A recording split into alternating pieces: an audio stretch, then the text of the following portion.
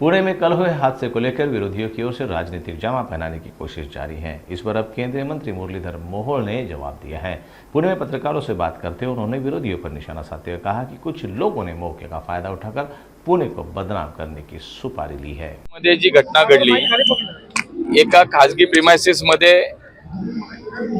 महानगरपालिकेचा जे jetting machine असते, मोठा वजनाचं जी ट्रक असते, ती एका खड्ड्यामध्ये गेली आणि सगळीकडेच प्रसार माध्यम असतील, आमचे विरोधक असतील, अनेक, मी सगळ्यांना नाही म्हणत, पण त्याची खातरजमा न करता पुण्याच्या रस्त्यावरती खड्डा पडला आणि खड्ड्यात ट्रक बुडाला, अशा पद्धतीच्या काही बातम्या पसरल्या। सोशल मीडियावरती त्याची चर्चा खूप झाली आणि मला असं वाटतं की विरोधक म्हणून शेवटी राजकारणामध्ये विरोधक असावा, वैचारिक मतभेद असावेत, ज्याचे विचार असावे, पण कुठल्याही गोष्टीची खातरजमा न करता आमच्या विरोधकांनी लगेच जे नेहमीची त्यांची ठरलेली भूमिका आहे, पुण्याची बदनामी करायची, या शहराचं नाव खराब करायचं, ते सुरू केलं आणि रस्त्यावरती खड्डा पडला आणि ट्रक खड्ड्यात गेला, अख्खा बुडाला, अशा प्रकारचा एक संभ्रम निर्माण करण्याचा प्रयत्न जाणून बुजून केला गेला।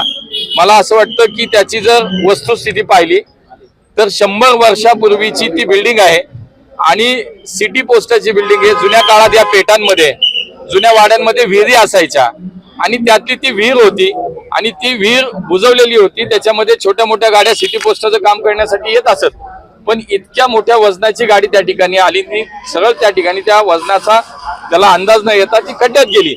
मला असं वाटतं की पुण्याची बदनामी, पुण्याचं नाम खराब करण्याची जी काही भूमिका आमच्या विरोधकांनी चालवली, मला असं वाटतं की माझा त्यांना मैत्रीचा सल्ला आहे की पहिली खातर जमा करा। पहिलं नक्की काय, माझे काही प्रसार माध्यमांच्या मित्रांना माझं सांगणं आहे की लगेचच अशा बातम्या सुरू झाल्या आणि महाराष्ट्रात, देशभरामध्ये एक वेगळी चर्चा सुरू झाली की पुण्यामध्ये असा खड्डा झाला की ट्रक अख्खा उभा त्याच्यात गेला।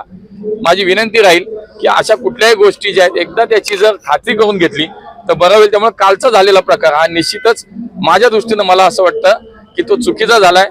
वस्तुस्थिती काय आहे ही लोकांना आता समजली आहे।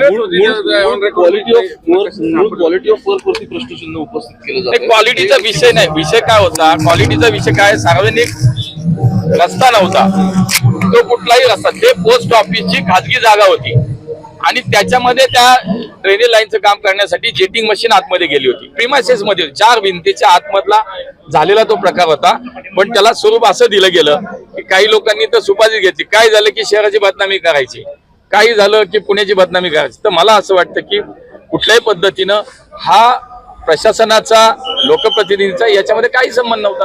असं असताना, कारण नसताना त्याच्यात राजकारण केलं गेलं आणि पुण्याची बदनामी करणारी ही बातमी मला असं वाटतं सगळीकडे विरोधकांच्या माध्यमातून ही पसरवली गेली।